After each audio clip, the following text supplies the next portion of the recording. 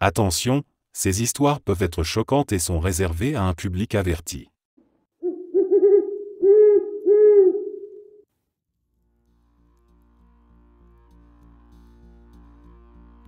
Je vis dans une petite ville de 10 000 habitants. Un soir, je rentrais du bar à pied quand j'ai entendu des cris. En tournant à un coin de rue, j'ai vu un gars que je connaissais tituber vers moi. Il avait du sang qui coulait abondamment du cou et de la gorge, puis il s'est effondré juste devant moi. J'ai immédiatement appelé une ambulance. Les cris continuaient au bout de la rue. J'ai enlevé ma chemise pour essayer de couvrir sa blessure. Je pensais qu'il allait mourir. Puis une fille est arrivée en titubant elle aussi, avec la moitié de la main arrachée. Un type avait pété les plombs et s'était mis à attaquer des gens à la machette parce que sa copine l'avait quitté. Il a mutilé environ 6 personnes avant d'être maîtrisé. L'homme a survécu, avec une cicatrice vraiment impressionnante. Quant à la fille, je ne sais pas ce qu'elle est devenue. Je fais encore des cauchemars à propos de ce soir-là.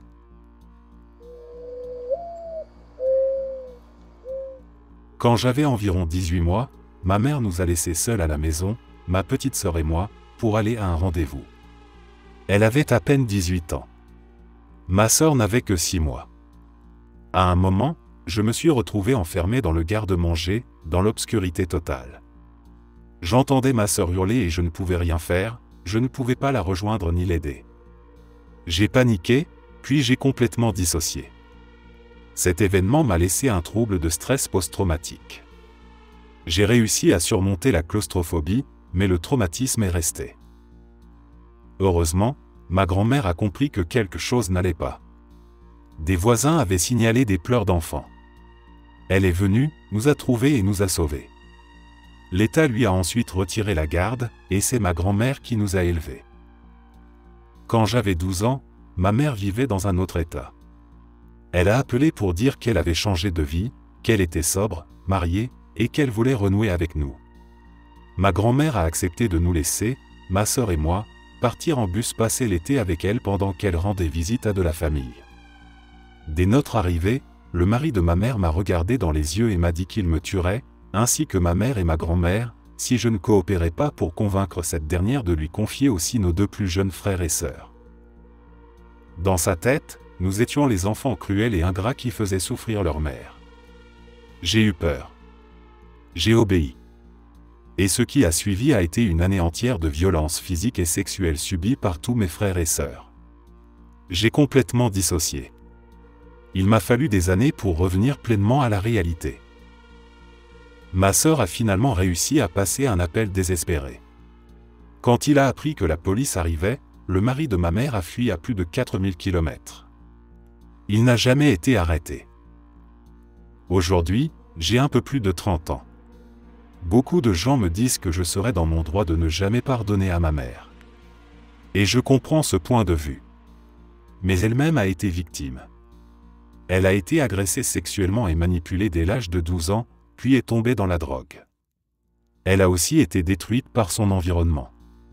Je la tiens responsable de certaines choses, bien sûr, mais nous avons eu de longues discussions, des disputes, des moments difficiles. Aujourd'hui, nous avons une relation stable, basée sur une certaine compréhension mutuelle de ce que nous avons vécu.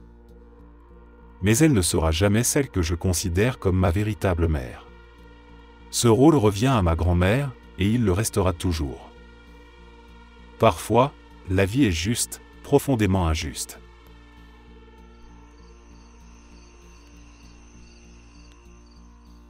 Ma mère adoptive a recueilli ma sœur et moi quand nous avions 4 et 9 ans. On a eu une enfance qui, sur le papier, semblait plutôt stable. On jouait dehors, on allait à Disney, on a eu accès à une bonne éducation. Mais elle nous frappait. Pas une gifle occasionnelle ou une punition classique. C'était plus que ça. Elle s'acharnait particulièrement sur ma sœur. Quand celle-ci a eu 18 ans, elle est partie en pleine nuit, sans prévenir. Dès lors, j'ai pris sa place comme cible. J'avais 13 ans, et les coups sont devenus plus durs, plus fréquents. Mon comportement a changé. J'étais en détresse, je m'arrachais les cheveux sous la douche, je cachais les bleus sur mon corps. Si je pleurais, Elle fermait la porte de sa salle de classe pour que personne ne nous entende, et me frappait encore plus fort. Tout ça pour avoir parlé en classe, pour avoir eu un crush, ou juste pour avoir montré un peu d'attitude d'ado.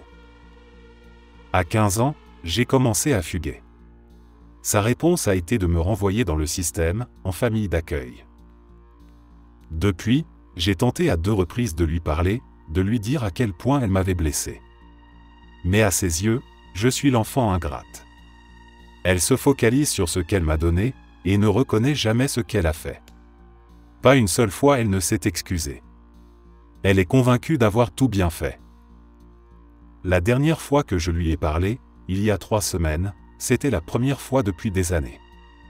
Elle m'a traité de « potelé », a critiqué ma façon d'élever mes enfants, a parlé longuement de sa vie sexuelle, m'a raconté des choses intimes et gênantes sur mon père, avec qui, d'ailleurs, elle s'apprête à emménager, et a même critiqué le repas que j'avais préparé pour elle.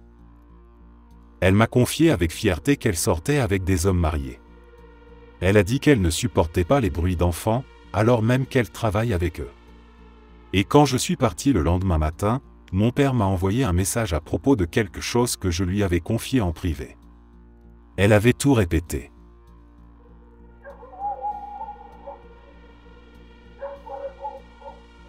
Je ne sais pas si je pourrais désigner la pire chose que j'ai jamais connue quand on pense à toutes les atrocités terribles qui se sont produites dans le monde à travers l'histoire. Mais si je dois parler de la pire que j'ai personnellement vécue, alors oui, je sais exactement laquelle. Je suis infirmière. Et lors de ma toute première expérience en pédiatrie, pendant un stage clinique, on m'a confié un petit patient. C'était un tout jeune enfant, encore tout petit, à peine un bambin. Il avait eu un accident de propreté, comme tous les enfants de son âge. Mais ce jour-là, un de ses parents a réagi avec une violence inimaginable. L'enfant a été battu si brutalement qu'il a fallu plusieurs interventions chirurgicales pour réparer les dégâts physiques. Il ne s'agissait pas juste d'un moment de colère incontrôlée, c'était un déchaînement de haine dirigé contre un être incapable de se défendre. J'ai dû quitter la chambre. J'ai couru jusqu'aux toilettes. J'ai vomi. J'ai pleuré. Et à ce moment-là, j'ai su quelque chose de définitif, je ne pourrai jamais travailler avec des enfants. Pas parce qu'ils sont difficiles ou parce que la charge est trop lourde. Mais parce que je ne pourrai plus jamais voir ce genre de souffrance sans que ça me brise. Je n'avais pas la force d'y faire face tous les jours.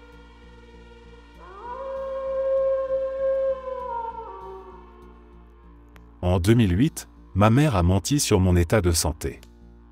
On avait découvert une tumeur au cerveau, mais elle a choisi de me cacher la vérité. Elle a minimisé, détourné l'attention, prétendu que ce n'était rien de grave.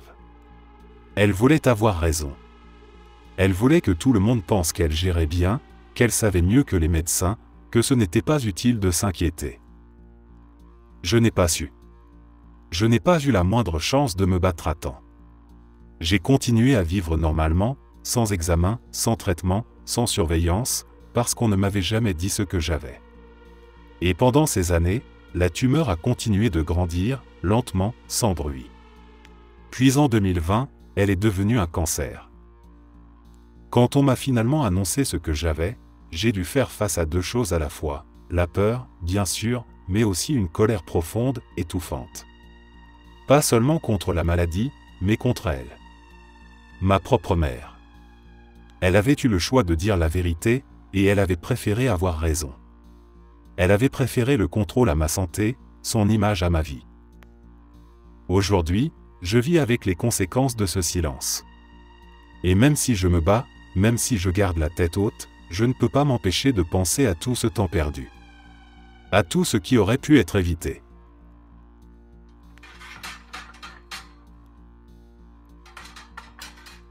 J'ai bossé comme technicien câble pendant quelques années. Un jour, on m'envoie installer le plus gros forfait disponible chez une famille. C'était pendant la période des remboursements d'impôts, donc ils venaient visiblement de recevoir une grosse somme d'argent. Le genre d'abonnement hors de prix qu'ils ont gardé 3 mois avant que je doive revenir pour tout couper. Quand je suis arrivé, j'ai tout de suite senti que quelque chose n'allait pas. L'odeur m'a frappé à la porte. À l'intérieur, c'était un cauchemar. Le sol était couvert d'excréments de chiens, de chats, d'urine séchée, comme si personne n'avait nettoyé depuis des mois. J'avançais en essayant d'éviter les crottes fraîches, en marchant sur celles qui étaient déjà dures, comme si j'étais dans une sorte de champ de mine. Je suis resté là pendant des heures à faire l'installation, à m'efforcer d'ignorer l'odeur, le dégoût, la nausée. J'étais presque à la fin, je terminais l'activation du TiVo. Puis, tout à coup, un bébé est sorti de sous une table. À quatre pattes. Il rampait sur ce sol recouvert de saleté, les mains posées dans tout ça, les jambes nues. Je n'ai pas dit un mot. J'ai appelé mon superviseur. Puis j'ai appelé la police. C'était trop. Même après tout ce que j'avais déjà vu dans ce métier, ça, c'était différent. Je suis rentré chez moi et j'ai posé 2 jours.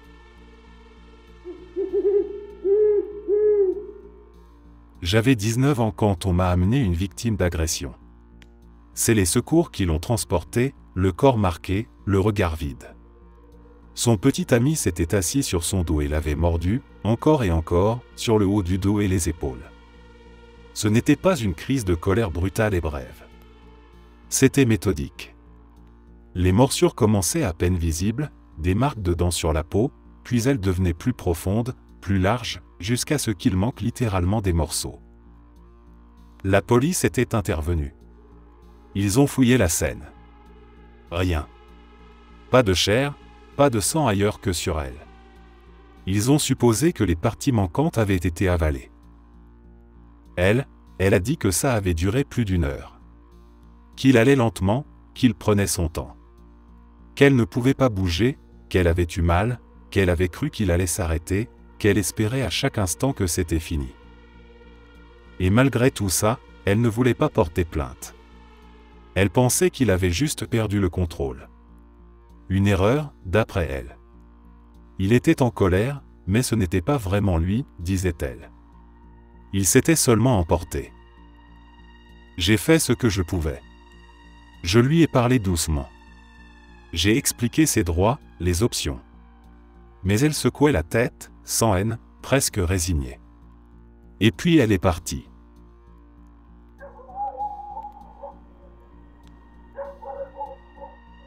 Il y a quelques années, dans ma ville, une femme a pris une décision qui a glacé tout le monde. Elle avait 3 enfants. 3 petits, chacun avec leur vie devant eux, leurs habitudes, leurs rires, leurs affaires d'école. Et pourtant, un jour, elle les a mis dans la voiture, elle les a attachés comme pour n'importe quel trajet ordinaire, et elle a conduit. Mais ce n'était pas un trajet comme les autres. Elle s'est dirigée vers un étang, à la sortie de la ville. Elle n'a pas ralenti. Elle a foncé tout droit dans l'eau. Elle est sortie du véhicule. Ses enfants, eux, sont restés coincés à l'intérieur. Ils se sont noyés. Tous les 3. On a appris plus tard qu'elle voyait un homme fortuné.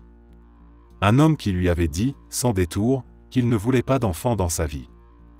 Il avait de l'argent, du pouvoir, des promesses.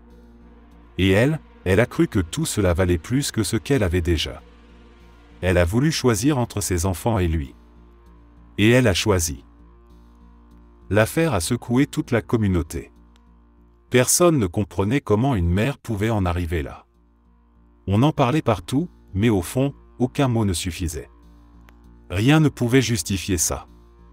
Rien ne pouvait réparer ce qu'elle avait détruit. C'était plus qu'un crime. C'était une trahison totale, un effondrement absolu de ce que devrait être l'amour d'une mère.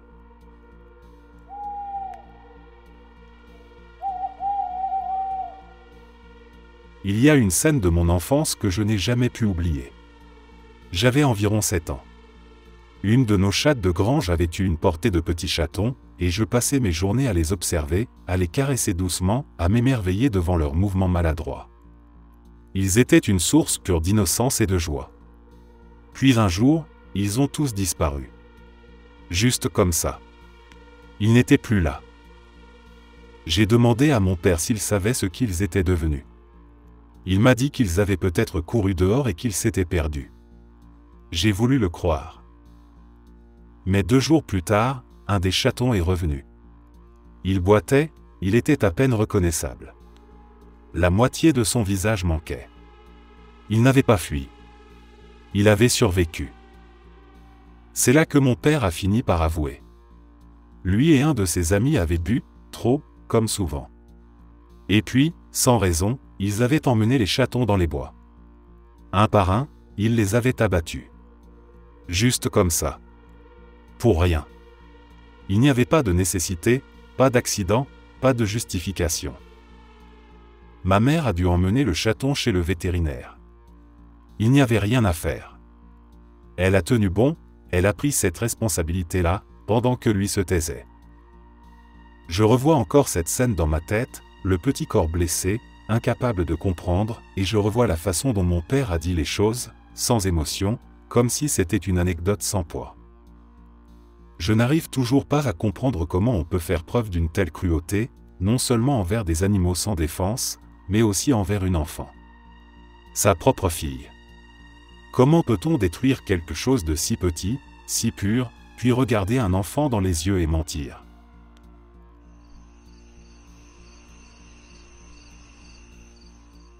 Le jour de mes 11 ans, mon père m'a regardé droit dans les yeux et m'a dit « Je te déteste et je ne veux plus jamais te revoir ». C'était mon anniversaire. Un jour que j'attendais comme tous les enfants attendent le leur, avec cette naïveté pleine d'espoir, l'idée que, même si l'année a été dure, ce jour-là, tout va bien se passer. Ce n'était pas un homme ordinaire pour moi. C'était mon modèle.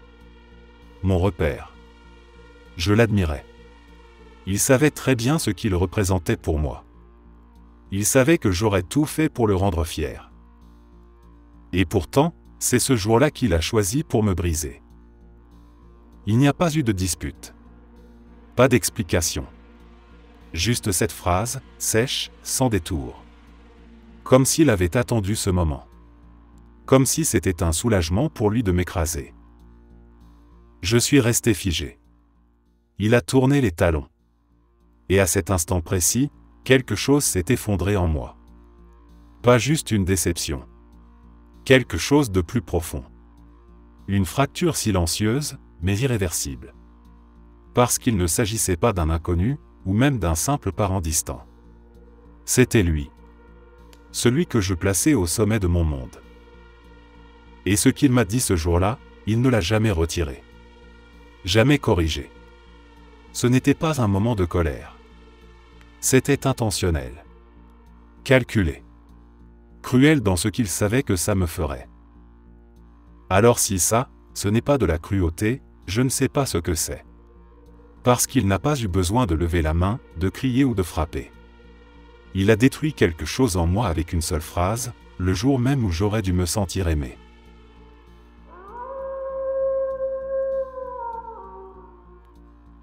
Là d'où je viens, il existe une pratique profondément révoltante. Lorsqu'un bébé naît et qu'il s'agit d'une fille, il arrive encore trop souvent qu'on l'abandonne. Pas parce qu'elle est malade. Pas parce qu'ils ne peuvent pas l'élever. Juste parce qu'elle est une fille. Pour beaucoup, avoir une fille est encore vu comme un poids. Une charge économique. Une dette future, une honte sociale, une vie de contrainte. Alors, certains prennent une décision qu'aucun être humain ne devrait jamais envisager. Ils déposent ces nouveau-nés, à peine venus au monde, dans des lieux que personne ne regarde. Des terrains vagues. Des coins d'immeubles en chantier. Des tas d'ordures. On trouve parfois ces bébés encore en vie. Parfois non. Et on entend les mêmes justifications, les mêmes phrases vidées de sens, on n'avait pas les moyens, une fille, c'est compliqué, elle n'aurait pas eu une belle vie. Mais à partir du moment où un bébé est abandonné comme un déchet, il n'y a plus d'arguments valables. Plus de raisons acceptables. Tous les discours s'effondrent face à la réalité de ce qu'on fait subir à ses enfants. C'est une violence silencieuse, souvent ignorée, souvent excusée ou relativisée. Mais c'est une cruauté absolue. Une société qui traite ses filles comme des fardeaux ne fait pas que blesser celles qu'elle rejette. Elle se détruit elle-même, génération après génération.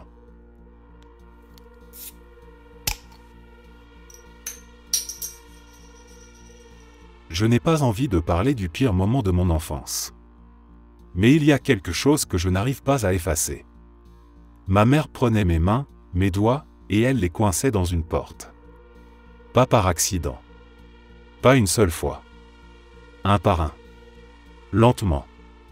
Elle fermait la porte sur mes doigts encore et encore, jusqu'à ce que la douleur devienne insupportable, jusqu'à ce qu'ils deviennent noirs, jusqu'à ce que mes ongles finissent par se détacher. Je me souviens avoir regardé mes mains, ne pas les reconnaître. Les ongles tombaient les uns après les autres, comme si mon corps avait décidé de céder. Et ensuite, il a fallu attendre. Attendre des semaines, des mois. Les ongles ont repoussé, mais pas comme avant. Certains ont gardé des traces. Des lignes blanches irrégulières, des déformations. Des souvenirs permanents sous la peau, visibles à chaque geste. Je ne crois pas qu'on mesure vraiment ce que ça fait, ce genre de violence. Ce n'est pas juste la douleur physique. C'est l'instant où tu comprends que la personne qui est censée te protéger est celle qui choisit de te blesser. Délibérément. Systématiquement. Ce n'est pas une erreur. Ce n'est pas un dérapage. C'est une volonté de briser.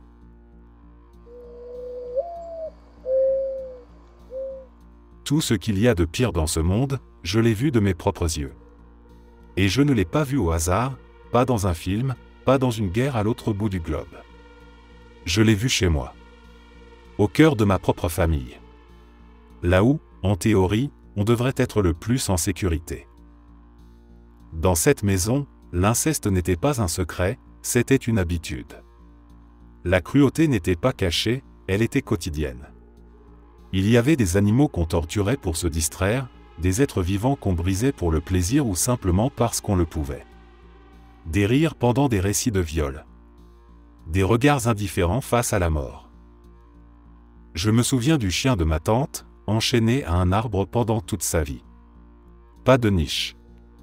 Pas de liberté. Pas de chaleur en hiver. Juste un collier en métal rouillé, maintenu par un cadenas qu'elle n'a jamais ouvert. Il survivait sous la neige, sous la pluie, sans bouger. Je lui apportais de la nourriture en cachette, je posais mes mains sur lui pour qu'il sache au moins une fois ce que c'était, la tendresse. Et pour ça, on me frappait.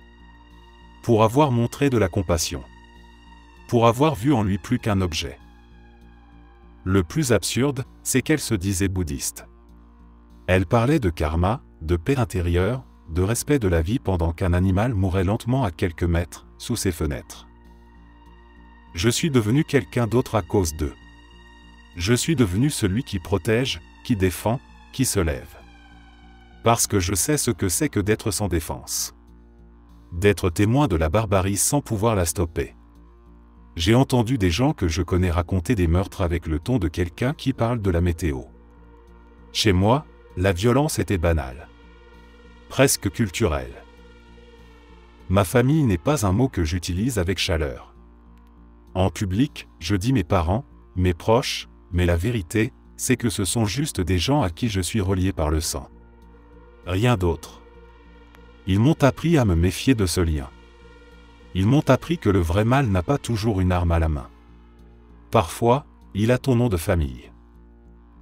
Ma toute première mémoire, à 2 ans, c'est un cercueil. Celui de ma grand-mère. Elle avait été battue à mort avec une planche de bois. Ce n'était pas un accident.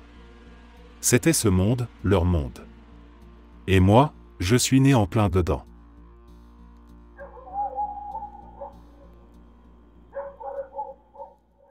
J'ai grandi dans une pauvreté absolue.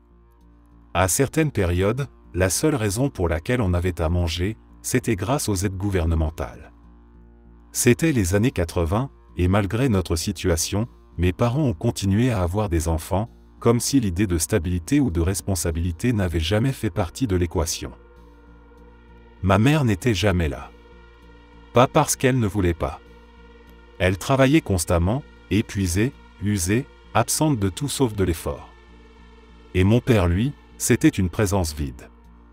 Il était là physiquement, mais complètement détaché. Il ne nous parlait vraiment que lorsqu'on le dérangeait. Et crois-moi, le déranger, ça voulait dire prendre un risque. Ce n'était jamais anodin. Alors j'ai grandi en devenant parent bien trop tôt. J'étais à peine un enfant et déjà responsable de 3 autres. J'essayais de les protéger, de les nourrir, de les calmer pendant les crises, de leur inventer un peu d'enfance dans un environnement qui ne voulait rien d'eux. Je n'avais pas de sécurité. Pas de répit. Pas de choix. Avant même d'être adolescent, j'avais vu des gens se faire tirer dessus. J'avais vu des overdoses sur les trottoirs. J'avais vu des regards éteints chez des jeunes qui n'avaient pas encore atteint le lycée. J'ai grandi dans des quartiers où la pauvreté n'était pas juste matérielle. C'était une pauvreté de dignité, d'espoir, de futur. Des endroits oubliés par tout le monde, même par ceux qui vivaient là. Et pourtant, en grandissant, on m'a dit que je ne devais pas me plaindre. Que j'avais survécu, que d'autres avaient eu pire. Comme si la douleur devait être classée, notée, hiérarchisée avant qu'elle soit légitime. Comme si ce que j'avais vécu ne suffisait pas à expliquer pourquoi, adulte, je me traîne encore les cicatrices invisibles de cette enfance. Mais la vérité, c'est que ce genre de survie laisse des traces. Être un enfant dans un monde qui ne veut pas de toi, devoir grandir en urgence dans un environnement hostile, ça change tout. Et ça ne disparaît pas parce que d'autres ont eu pire. Ce que j'ai vécu, c'était assez. Bien assez pour laisser des ombres que je combats encore aujourd'hui.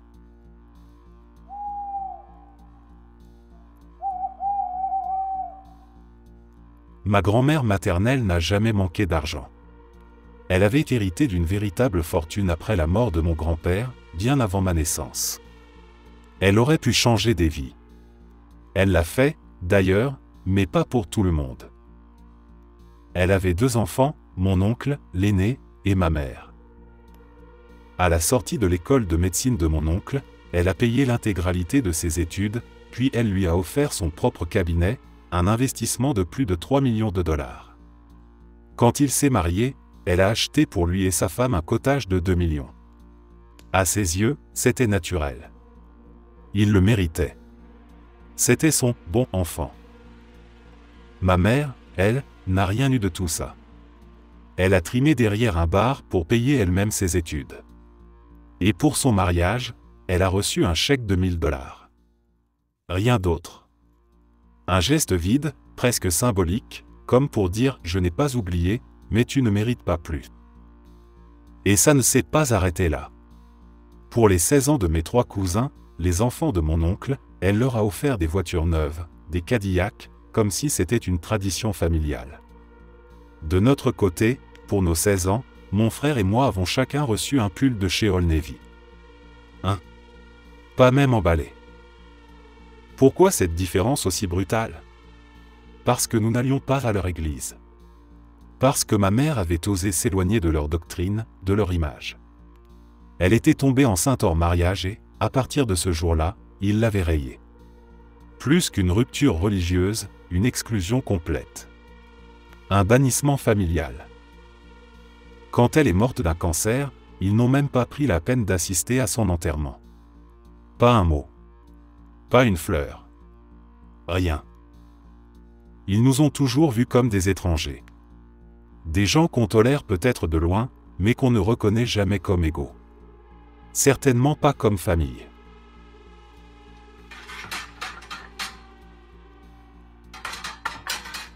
Mon professeur de 6e ne m'aimait pas. Il a pris l'habitude de me présenter à la classe comme un élève avec des besoins particuliers, alors que ce n'était pas le cas.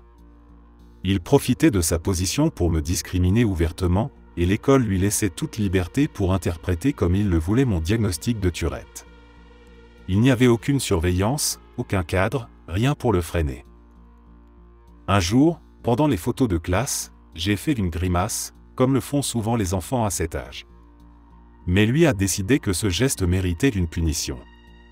Il m'a sorti de la classe et ne m'a pas laissé y retourner pendant tout le reste de la journée. Ce jour-là, sans mon accord, il a parlé de moi devant tout le monde. Il leur a dit que j'étais sur le spectre autistique, alors que ce n'était pas vrai. Il a inventé des choses sur ma santé mentale, il a affirmé que je n'étais pas capable de me contrôler, que j'étais instable, dangereux, inapte à suivre une scolarité normale. Ces paroles ont semé des graines de mépris et de moquerie qui ont continué à pousser tout au long de ma scolarité. Des rumeurs ont commencé à circuler, des versions déformées de cette histoire ont été racontées dans les couloirs, et à chaque fois qu'on parlait de moi, c'était toujours à travers ce prisme injuste. Même les profs suivants semblaient avoir déjà une idée toute faite de qui j'étais avant même de me parler. Je n'ai jamais eu l'impression qu'on voulait que je réussisse. C'était comme si tout était fait pour me faire échouer, comme si, dès le départ, on m'avait mis dans une case, puis on avait fermé le couvercle. On ne m'a jamais laissé la chance de prouver quoi que ce soit.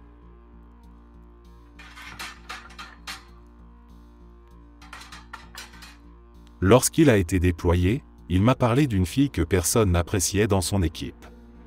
Elle n'avait rien fait de grave, mais elle dérangeait. Peut-être parce qu'elle ne se laissait pas faire, ou simplement parce qu'elle ne rentrait pas dans le moule. Toujours est-il qu'elle était devenue une cible facile pour les moqueries, les jugements, les décisions injustes.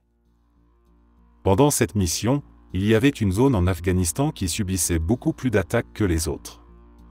Tout le monde le savait. Cette zone était constamment bombardée, les convois étaient régulièrement pris pour cible, et personne ne voulait y aller. C'était un endroit où le risque n'était pas juste élevé, il était presque garanti. Alors, quand il a fallu envoyer quelqu'un là-bas, devine qui ils ont choisi? Ce n'était pas basé sur les compétences ni sur les besoins réels de l'opération. Ils ont juste décidé que ce serait elle. Parce qu'ils le pouvaient. Parce qu'elle ne comptait pas à leurs yeux. Elle a survécu à la mission. Mais elle n'en est jamais vraiment revenue. Elle est rentrée physiquement entière, mais mentalement brisée. Le choc, les explosions, la peur constante, les cris, les pertes autour d'elle, tout s'est incrusté en elle. Depuis, elle vit avec un trouble de stress post-traumatique qui ne la quitte plus. Pas à cause du combat en soi, mais parce que quelques personnes, avec suffisamment d'autorité, ont décidé de la mettre délibérément en danger. Tout ça pour punir quelqu'un qu'ils n'aimaient pas. Sans aucune conséquence pour eux. Mais elle paiera pour le reste de sa vie.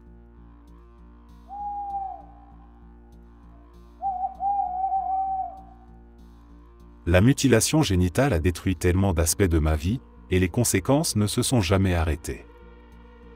Ce n'est pas seulement une douleur physique, même si elle existe encore.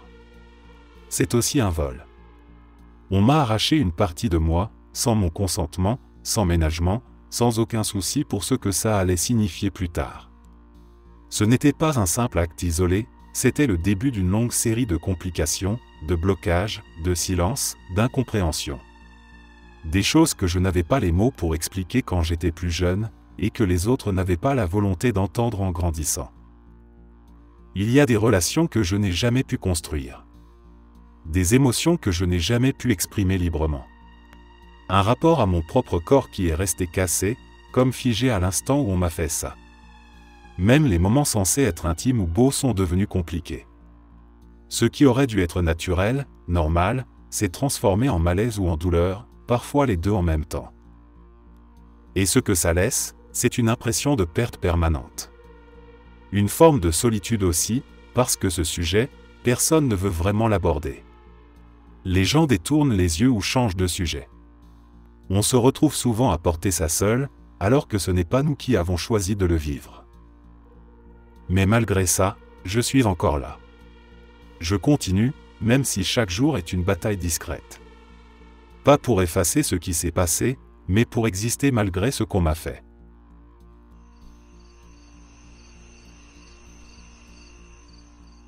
Quelques amis et moi avions organisé un voyage à vélo dans le désert. C'était un itinéraire exigeant, isolé, où il fallait tout prévoir à l'avance. Pour réussir cette boucle, il était indispensable de planquer de l'eau à mi-parcours, parce qu'une fois engagé, il n'y avait plus aucun accès à quoi que ce soit. Aucune rivière, aucune source, rien. On avait donc caché plusieurs bonbonnes près d'une zone de bivouac.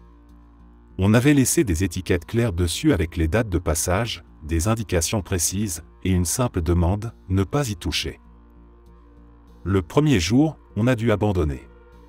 Un des nôtres est tombé et son vélo a eu un souci technique qu'on ne pouvait pas réparer sur place.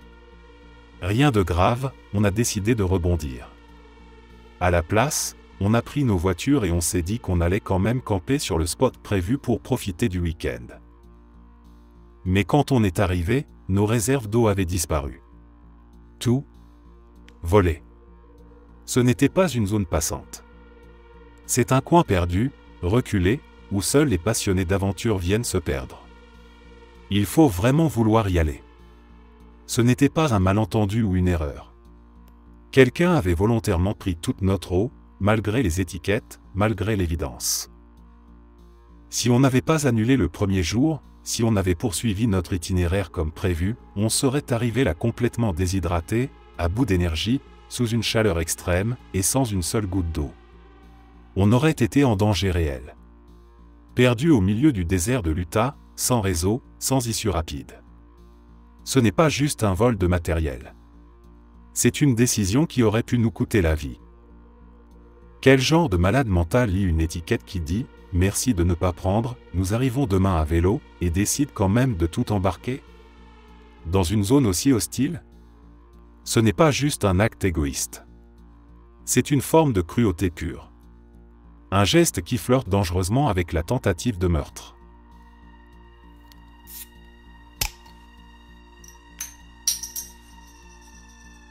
John Wayne Gacy. Mon père était fermier et faisait aussi pas mal de travaux de construction. Chaque année, à Thanksgiving, ma mère invitait un collaborateur ou un associé de mon père à dîner avec nous. C'était devenu une sorte de tradition familiale, un moment où le cercle intime s'ouvrait à quelqu'un du monde professionnel de mon père. Un jour, vers 1975 ou 1976, elle a invité Gacy. J'avais environ 10 ans à l'époque, et mon frère en avait 17, il était déjà en pleine préparation pour s'engager dans les marines. Gacy s'est montré très amical dès le début. Il a discuté longuement avec mes parents, a plaisanté avec nous, les enfants, et a même fabriqué des animaux en ballon pour nous faire rire. Ce genre de geste qui, sur le moment, semble anodin et chaleureux. On aurait dit un oncle un peu excentrique, mais inoffensif. À un moment, il a proposé un emploi à mon frère. Un boulot dans la construction, bien payé selon lui, avec possibilité d'évolution. Mon frère l'a poliment refusé, expliquant qu'il avait déjà donné sa parole aux marines. Gacy a hoché la tête, souri, et n'a pas insisté.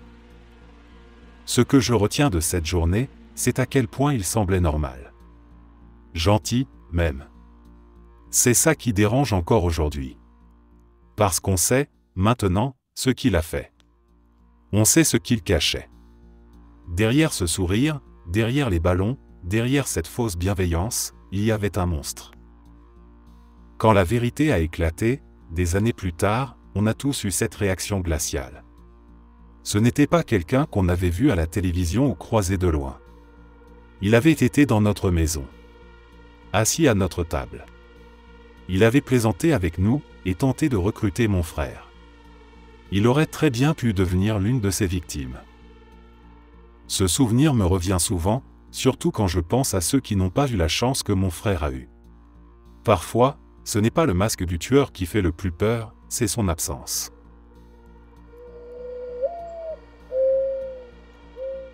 Il y avait un homme à mon église quand j'étais petite. Rien que sa présence me mettait mal à l'aise. Même enfant, quelque chose chez lui me glaçait, sans que je puisse l'expliquer clairement à l'époque. Il faisait partie de la police, ce qui, en soi, impressionnait les adultes, et il s'occupait de l'animation des jeux pour le groupe jeunesse de l'église. Officiellement, c'était le responsable des activités, mais en réalité, il utilisait ce rôle comme un moyen de domination. Il récompensait uniquement les équipes gagnantes, leur donnait des snacks en guise de trophées, et interdisait systématiquement aux perdants d'en avoir. Il se servait des jeux comme d'un outil pour humilier les plus faibles, ceux qui n'étaient pas rapides, ceux que leurs parents empêchaient de jouer à la balle aux prisonniers. Il les pointait du doigt, les isolait, les rabaissait devant tout le monde. Il semblait même plus vivant, presque joyeux, quand un enfant pleurait ou se mettait en colère. Il adorait sentir qu'il avait le pouvoir et que les autres ne pouvaient rien contre lui. Il aurait sans doute continué longtemps si un parent n'était pas arrivé à l'improviste un jour. Cette mère l'a surpris en train de hurler sur un groupe d'enfants qu'il avait exclus des jeux, leur criant dessus comme s'ils étaient des criminels. C'est à partir de là que les choses ont changé. Il a été discrètement écarté du programme jeunesse, banni de toute activité avec les enfants. Mais aucune vraie explication n'a été donnée aux familles. On a juste fait comme si tout allait bien. Des années plus tard, après avoir déménagé, j'ai appris ce qui lui était finalement arrivé. Il vivait dans une autre ville avec sa femme et ses enfants. Un jour, en pleine rue, il s'est mis à frapper violemment son fils du milieu. En plein jour, devant des témoins. Il a résisté à son arrestation, choqué qu'on puisse même envisager de le questionner. Mais ce n'était que le début. L'enquête a révélé qu'il maltraitait aussi sa femme et ses enfants depuis des années. Et ce qui a rendu les choses encore plus graves, c'est qu'ils étaient une famille d'accueil. Ils accueillaient des enfants vulnérables, et lui les utilisait comme il l'avait fait autrefois à l'église, pour se sentir supérieur, pour les dominer. Quand le verdict est tombé, il a été condamné et envoyé en prison. Sa femme n'a pas attendu une seconde. Elle a divorcé dès qu'il a été enfermé, a emmené ses enfants, et a refait sa vie dans un autre état.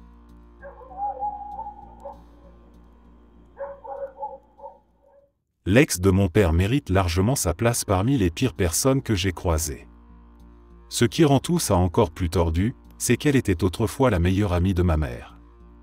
Ils étaient tous les trois amis au lycée. Ma mère, mon père et elle. Elle faisait partie de la famille, du moins en apparence. Mais elle a fini par être le déclencheur de leur divorce. Elle avait ce comportement malsain et manipulateur que certains connaissent trop bien. Du genre à affirmer que chaque homme qu'elle croisait avait essayé de la violer. Tous. Toujours. Elle vivait dans le mensonge comme si c'était son oxygène. Elle créait sans cesse des histoires dans lesquelles elle était la victime héroïque. Et quand mon père est passé par une période de grande vulnérabilité, elle a sauté sur l'occasion. Il venait de tout perdre, une famille, un équilibre, et elle s'est glissée dans ce vide. Ils sont restés ensemble plusieurs années. Elle avait réussi à mettre la main sur un homme bon, honnête, travailleur. Mais elle n'a pas pu garder son masque indéfiniment. Mon père a fini par en avoir assez de ses mensonges, de son besoin constant d'attention, de sa toxicité déguisée en souffrance. Il a mis fin à la relation, enfin. Quelques années plus tard, il est mort.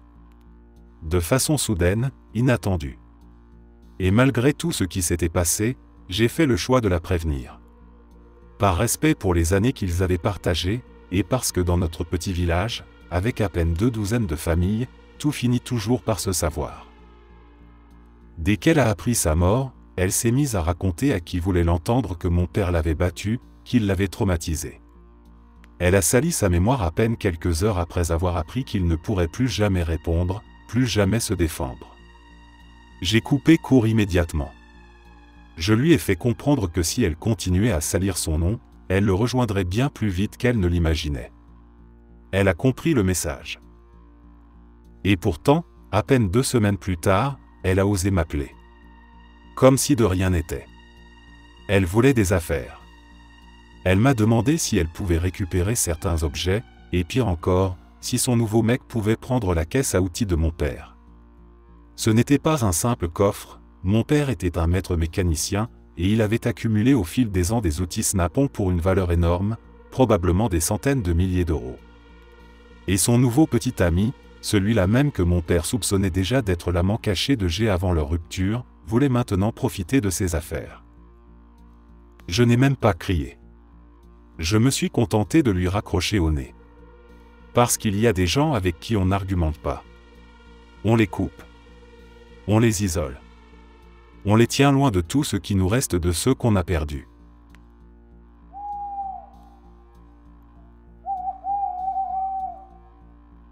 J'étais dans un camp pour adolescents en difficulté quand j'avais 14 ans. Une des fois, le personnel m'a traîné en bas des escaliers, alors que je criais et me débattais, pour me jeter dans une cellule en béton renforcé, avec une caméra au plafond et une croix gammée dessinée sur le mur du fond. J'ai fini par abandonner l'idée de défoncer la lourde porte métallique avec mon épaule.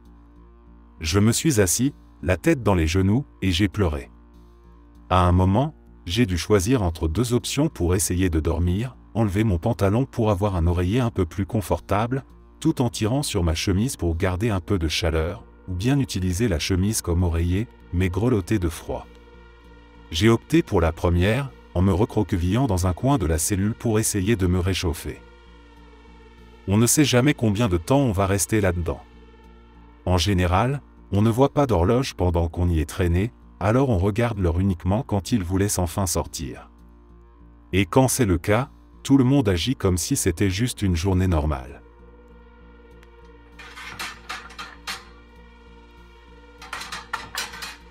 Lorsque nous avons commencé le processus d'adoption par le système de placement familial, on nous a montré un classeur avec les profils d'enfants dont les droits parentaux avaient été définitivement retirés. Certains cas étaient profondément choquants. 2 en particulier me hantent encore. Le premier concernait une mère à qui on avait retiré ses 2 enfants, âgés d'1 et 2 ans, pour négligence et violence physique. Après avoir suivi des cours et reçu un accompagnement psychologique, elle a pu récupérer la garde. Quelques mois plus tard, les enfants avaient alors 2 et 3 ans, ils ont de nouveau été enlevés du foyer. La police était intervenue après que l'ex-compagnon de la mère, le père des enfants, a abattu son nouveau compagnon devant eux. Lorsqu'ils sont entrés dans la maison, les policiers ont découvert que la mère avait plongé les jambes de ses enfants dans de l'eau bouillante pour les punir de ne pas avoir mangé.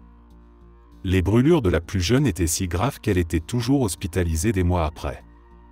Lorsque nous avons envisagé de les accueillir, on nous a précisé qu'ils devaient être placés à au moins 300 km de leur lieu d'origine, car le père biologique, affilié à un gang, avait menacé de tuer quiconque aurait les enfants. Nous avons refusé. Nous avions déjà une fille de 6 ans à l'époque. Risquer nos vies était une chose, risquer la sienne en était une autre. Mais je pense encore souvent à ces 2 enfants. J'espère de tout cœur que leur vie a pris un meilleur tournant. L'autre dossier concernait 3 frères et sœurs retirés d'une secte dont les membres croyaient que les enfants de 4 à 8 ans devaient subir des actes sexuels pour obtenir le salut, une sorte de soi-disant baptême. C'étaient les 3 plus jeunes d'une fratrie de 7, les seuls qui n'avaient pas encore été victimes de ce rite monstrueux. Ils voulaient les placer ensemble, mais nous ne pouvions pas accueillir 3 enfants à la fois. Finalement, nous avons adopté une petite fille de 4 ans. Sa mère, accro aux méthamphétamines, avait perdu sa garde à 3 reprises pour négligence et violence domestique. La dernière fois, elle était en plein trip depuis des semaines et n'avait pas nourri sa fille depuis plus de 2 semaines. L'enfant avait été retrouvé en train de voler des légumes dans le jardin d'un voisin. Elle était émaciée. Avant d'arriver chez nous, elle avait aussi connu une famille d'accueil très maltraitante. Les 2 premières années ont été extrêmement difficiles, pour elle comme pour nous. Mais aujourd'hui, cette petite fille est devenue une jeune femme incroyable, résiliente, gentille, forte. Mon cœur se serre encore en pensant à ce classeur. L'humanité peut être d'une cruauté inimaginable.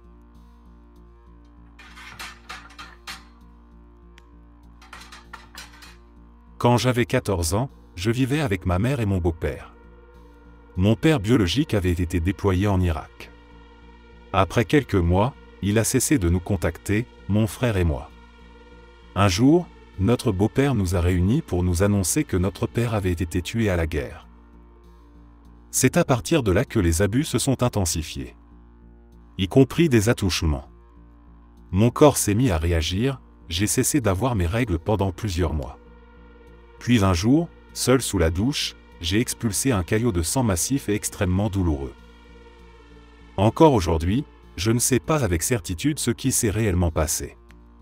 6 mois après que l'on nous avait dit que notre père était mort, il est revenu. Vivant. Il n'était jamais mort.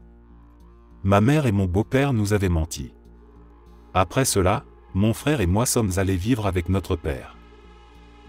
J'ai été diagnostiqué avec un trouble de stress post-traumatique à plusieurs reprises, mais trouver un bon thérapeute s'est révélé très difficile. 3 d'entre eux ont pleuré en m'écoutant. Une thérapeute m'a même laissé tomber, en me disant que mon traumatisme était trop lourd pour elle. Une autre m'a accusé d'avoir inventé mon histoire, simplement parce qu'aucune action en justice n'avait été engagée. C'est un poids que je continue de porter.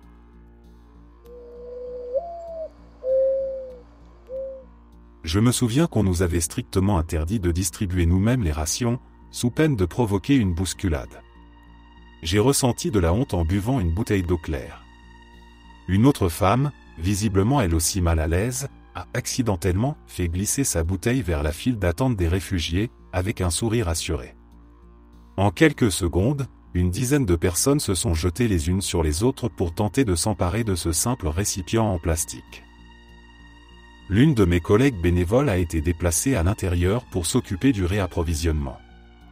Moi, je suis resté dehors, et j'ai dû tenter d'expliquer à une fillette de 7 ans comment prendre des antibiotiques pour traiter une infection sexuellement transmissible. Je ne parlais que très peu la langue locale, et c'est le traducteur qui rendait mes instructions tremblantes en anglais en quelque chose de doux et chaleureux que je n'ai jamais su comprendre. L'enfant était toute petite, paraissait avoir la moitié de son âge, avec de grands yeux brillants, et elle a pourtant laissé échapper un petit cri de joie quand je lui ai tendu des autocollants pailletés. Elle était née dans le camp et n'en était sortie que pour aller travailler, a tenté de m'expliquer le traducteur avec des mots simples. J'étais une Américaine naïve, qui croyait qu'en travaillant avec des enfants, je m'occuperais de maux de gorge, d'infections bactériennes, de malnutrition, de parasites. Je ne m'attendais pas à distribuer des traitements contre des maladies qu'un citoyen de mon propre pays aurait pu transmettre. On nous avait pourtant prévenu, quelques semaines avant, qu'il n'était pas rare qu'on nous propose des services en échange de nourriture ou de protection. Votre pays envoie beaucoup de clients, nous avait-on dit. Je me souviens du prêtre du camp, posant sa main sur mon dos pendant que je pleurais, incapable d'avaler une bouchée ce soir-là. Il essayait de me consoler avec son anglais hésitant, alors que le pendentif en forme d'étoile païenne pendait à mon cou. Il m'a dit que l'enfant allait régulièrement à l'église, que sa mère avait essayé de la protéger du commerce sexuel, mais qu'il faut de l'argent pour manger, et que sans nourriture, on meurt. Il m'a assuré qu'il ferait tout pour la garder en sécurité. Je n'ai pas eu le courage de lui demander comment. Je lui ai demandé si ma portion de nourriture pouvait être donnée à quelqu'un d'autre. Il m'a dit que non, que je devais manger chaque ration, pour avoir l'énergie d'affronter la souffrance à venir à la clinique improvisée, le lendemain matin. Cette nuit-là, j'ai prié mes dieux pour soulager un peu leur douleur. Nous avons tous prié ensemble, protestants, catholiques, juifs, musulmans, et moi, païenne. Nous nous sommes tenus chauds autour d'une table en plastique, nos voix s'entremêlant dans un murmure de prière. Les bénévoles dormaient à l'église, le seul endroit à proximité avec un plancher en bois et une fondation solide. On verrouillait la porte la nuit avec un simple cadenas, pour notre sécurité. Je n'ai jamais osé demander ce qu'il adviendrait en cas d'incendie, même si cela semblait impossible. Il avait plu toute la journée. L'eau et les déchets humains s'étaient mêlés. Le camp baignait dans la boue. Elle avait inondé les cabanes, les abris précaires. Allongé sur mon lit de camp sec, je regardais une goutte tomber régulièrement du toit dans une poubelle à moitié remplie. Et je pensais aux enfants, couverts de boue, qui essayaient de dormir. Je pensais à celle qui essayait de compter les comprimés dans ses petites mains sales, avec une feuille d'instruction trempée et illisible. Et malgré tout, ce soir-là, ce n'est pas cela qui me faisait pleurer le plus. Ce qui me hantait, c'était de savoir si les autocollants pailletés allaient tenir sur les murs de sa maison. Le traducteur m'avait dit que l'enfant voulait les coller partout pour que ses frères et sœurs puissent les voir eux aussi. C'était plus facile à espérer que de se demander si une enfant sans éducation pouvait prendre des antibiotiques seule, correctement. Les horreurs que j'ai vues pendant ce court séjour sont innombrables. Et pourtant, il y avait de l'espoir. Des rires. Des enfants qui essayaient de m'apprendre des mots pendant mes pauses. Certains adultes me remerciaient, me demandaient si j'aimais leur pays.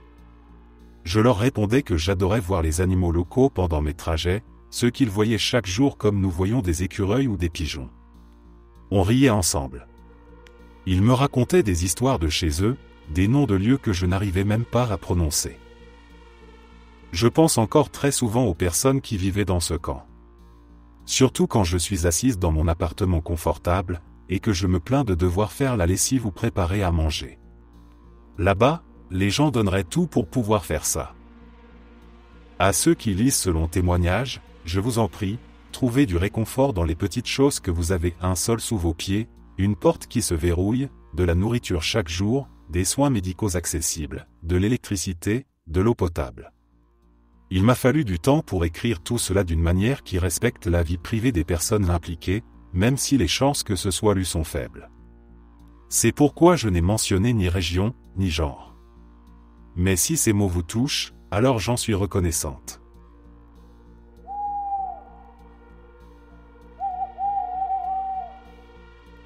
J'ai enseigné l'anglais et traduit des documents d'immigration pour des réfugiés africains aux États-Unis, et l'histoire de cet homme est celle qui m'a le plus marqué.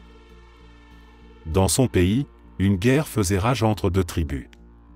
Un jour, alors qu'il était au travail, quelqu'un a découvert qu'il appartenait à l'une des tribus ciblées. Il a été kidnappé et torturé pour le simple plaisir de ses ravisseurs. Ils l'ont privé de nourriture pendant plusieurs semaines, puis lui ont donné de grandes quantités de viande crue à manger pendant quelques jours. Plus tard, ils lui ont révélé que cette nourriture était en réalité composée des restes démembrés de sa femme et de ses enfants. Ils ont ensuite jeté dans sa cellule les têtes tranchées de sa famille pour, selon eux, lui tenir compagnie. Chaque semaine, ils lui attachaient des batteries de voiture aux parties génitales pour l'électrocuter, jusqu'à ce qu'il soit paralysé de la taille vers le bas, incapable de contrôler sa vessie et ses intestins. Après plusieurs mois de ce traitement, ils lui ont brisé les jambes et l'ont jeté dans une fosse boueuse remplie d'autres hommes de sa tribu. Il m'a expliqué que leur geôlier ne leur donnait jamais à manger. Ainsi, à chaque fois que l'un d'eux mourait, les survivants le consommaient pour prolonger leur propre survie. Il a vécu ainsi pendant environ 3 ans avant d'être finalement secouru et envoyé aux États-Unis en tant que réfugié. Merci d'être resté jusqu'à la fin. N'oubliez pas d'aimer la vidéo, de vous abonner et de partager vos propres histoires en commentaire.